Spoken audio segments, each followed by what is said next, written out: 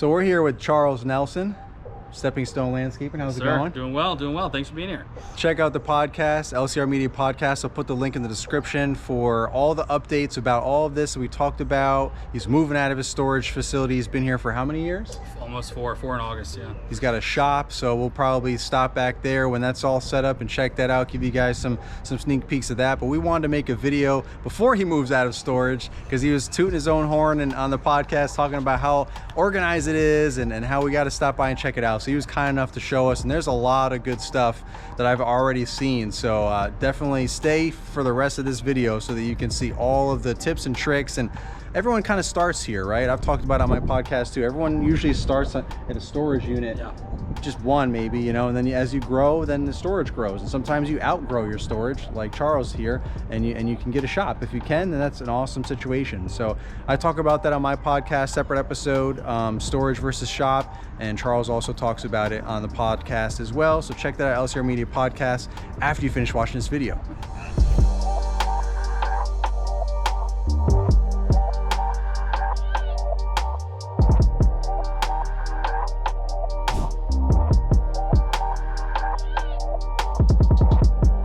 So this is like our winter season, our off-season unit. Things that we're not pulling out except for maybe 1 month a year, or we pull out once, so it gets a little messy in here. It's just overflow. As you can see, we got our stand-on aerator. It's actually kind of cool because never had one before. We picked that up over the off-season, so we'll have it for next year. We've got 2 walk-behind aerators.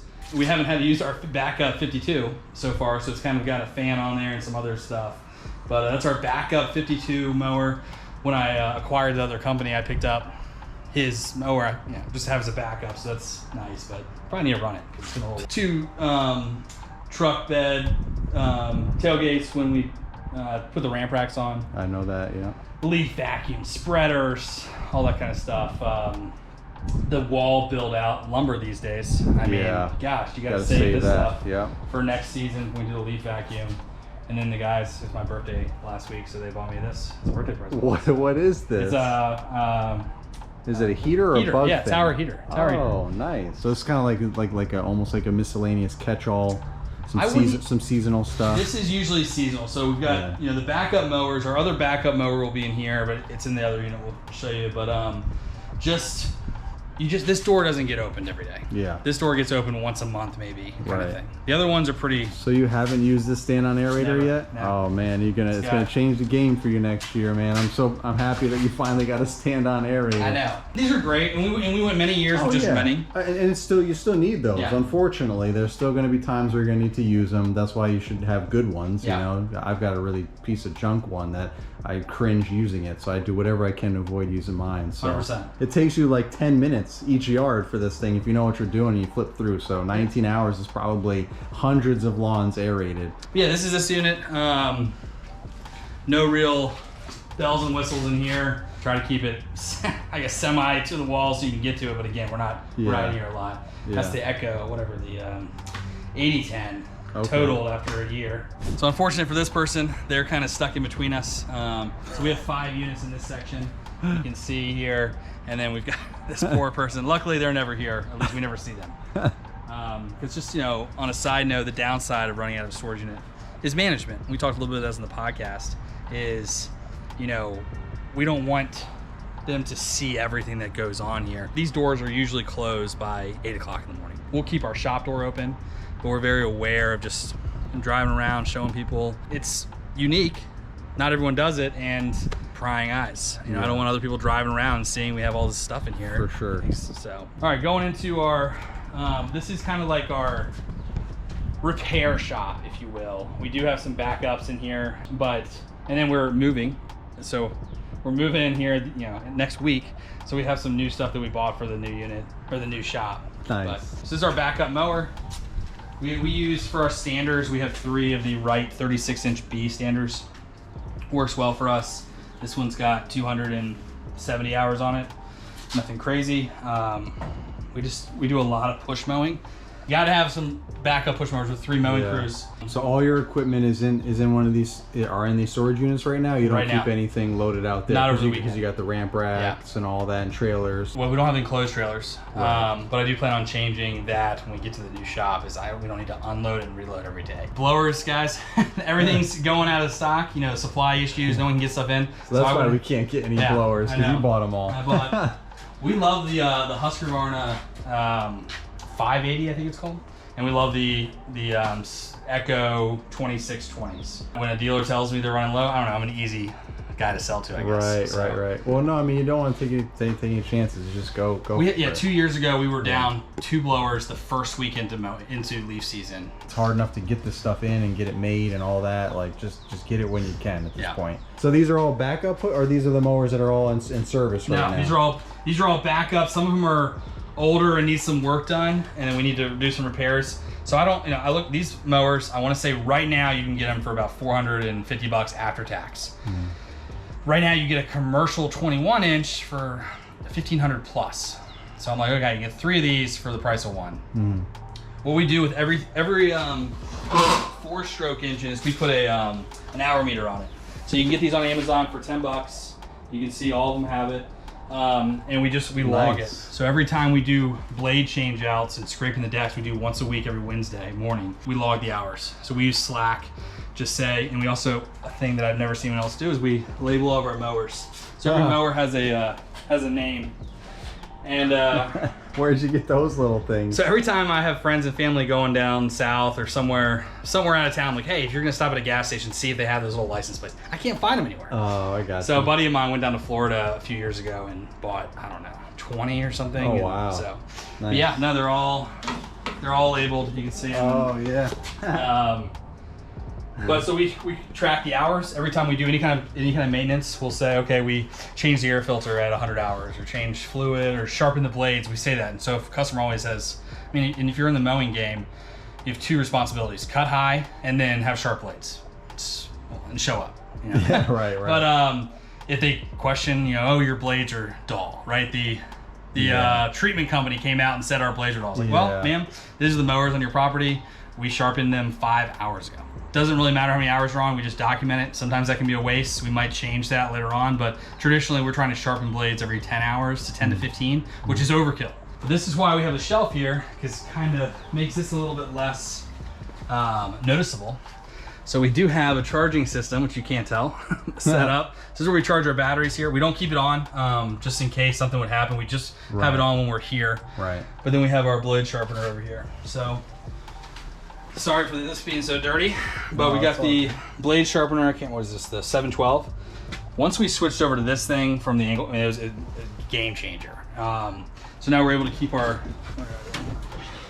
blades, dull blades, sharp blades, which size they are. We have them all labeled, and that way you can, we shouldn't be sharpening. You shouldn't be waiting on the guy to sharpen the blades. We like to have extras and backups, so that way we can. When we take the blade off, you just pop a new one right on.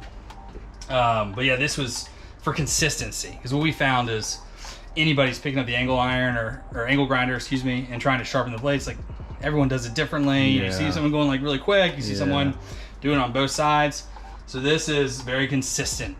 Same doesn't quality. matter who it is, it's going to be the same. Yeah. So it works out well. We've had to replace this thing a couple times, but it's well worth the investment because it's expensive. Right. I don't remember the price, but oh yeah, they are. Marketing signs, some backup stuff here, and then we can't really use a lot of anything electric. We used to be able to with the storage facility. We got shirts and hearing protection, gloves. Yeah, this is where we kind of send the new guys. I don't keep all of our stuff here because we just as you grow, you got to order like 50 of each size shirt. Yeah. So that's a lot of that's taking up the house, but okay. So this was the big changer for us, was having a shop unit, a dedicated shop unit. These are the 3 non-essential units. All of our making money units are further over there, but this one was a big game changer. When we got this shop, I think this was our 3rd or 4th storage unit out of the 6 we have that we really dedicated for a shop space. Pretty simple stuff.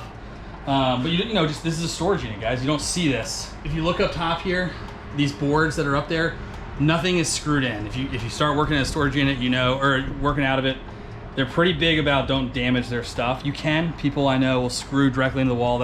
I'm not telling you what to do, but I don't want to give any reason for them to be upset with me. So we took U-bolts and bolted in, so behind those metal braces up there. Yeah. So that way we bolted in some deck boards, back when deck boards were reasonably priced. And then everything comes off of it. So this isn't very high tech. This is like our shop unit. So. Right. But then we have those 2 boards that come off down here, so nothing is attached to the walls.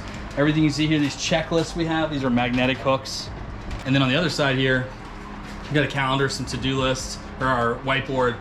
And those have little chains that come down from the top. So nothing is screwed in. I think it's a good idea for guys, because you get to a storage unit, you think, how can I be organized? Well, there are ways to do it. And every storage unit is different, and when we get to our special projects unit, you'll see a different way to do it.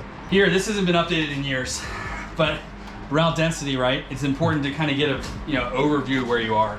So if you were to look at my map nowadays, you're taking off all of these people down, well, I guess down below here, and then we're heavily dense right here. We have a lot more properties right here. It's a good way to show the guys, like, hey, the biggest thing is when you're taking lunch or whenever, if you're here and you need to go over here, maybe take lunch on your way over there instead of right when you're in the middle of a neighborhood. You do your neighborhoods when it's time to cross over to another neighborhood. You never want to leave that neighborhood during lunch if you can avoid it. How we do receipts. It's important to keep track of your receipts, guys. Of course, I'm sure everyone knows that, but we have these little pencil pouches, and we put them in the visor. Every Friday, we collect them, and then they get scanned into QuickBooks and all that stuff. But we put a highlighter on each one because you get to a certain point when you start needing to track your off-road fuel. Operations manager Ryan did all of this, organization when it comes to just labeling things. Water for the guys, another downside of the storage units. Everyone's different. I think you have water access. We used to. Management changes, especially when you're in a commercial facility like this. There's a lot of different places. We don't have water access anymore. Yeah, we have some snacks for the guys. I just try to get a little bit of treat for them, whenever we can. Trash bags. One thing we did switch this year, which was big, is your mixed fuel. When we're doing mixed fuel, we switched over to this, right? You get the bigger size, save a little bit of money. But then I found on Amazon you can start ordering these guys and then refilling these ones, because then you can measure it. Yeah. So that's really helped us out. Everything else pretty safe. Cleaning supplies, first aid, equipment manuals, just again bungees. Just try to be labeled and organized, so if the guys need something, they know where to go, or you can just tell them, hey, go find it. It shouldn't take you all day to do it. Right. Another hidden thing, in the wintertime it gets cold in the units, so we try to hide our heating situation. But that helps out a little bit, but it's gotta do cold. What you gotta do, yeah. Goals. So we try to do some competitions every once in a while between the different crews. Who can get the most compliments in a week, or who can do the most extra stuff, or who gets the least complaints in a week, whatever it may be. We'll do some little prizes, some gift card prizes. We've got our workbench here. This is a big game changer when it comes to just being able to get stuff done, having your screwdrivers, all that stuff, instead of having to dig through your toolbox in your truck and pulling it out. And that's how, it came out of one truck and then it went to another truck. When we're here on site, we say no one touches their toolbox in their truck. It should just be coming out of here and put back. So we know, okay, we're missing a screwdriver. This is unfortunate. I don't know where these 2 screws are going to. I'm sure Ryan knows, but these are all the screws that we found in our tires since last year. So we've been pretty lucky this year, but I think we've had a few for sure. We always do. It's crazy how much that adds up, right? There's a lot of them. Without having electricity in the storage unit, you just start investing in battery stuff. I didn't want to go to DeWalt or Milwaukee. I mean, these are work tools. They're not like personal, one guy's using them and stuff. They can get beat up. So we ended up going with Craftsman when they kind of rebranded a couple years ago. And it really comes down to the batteries. Batteries are expensive. So a Craftsman's more affordable? Oh yeah, much more compared to. We don't have lights here anymore.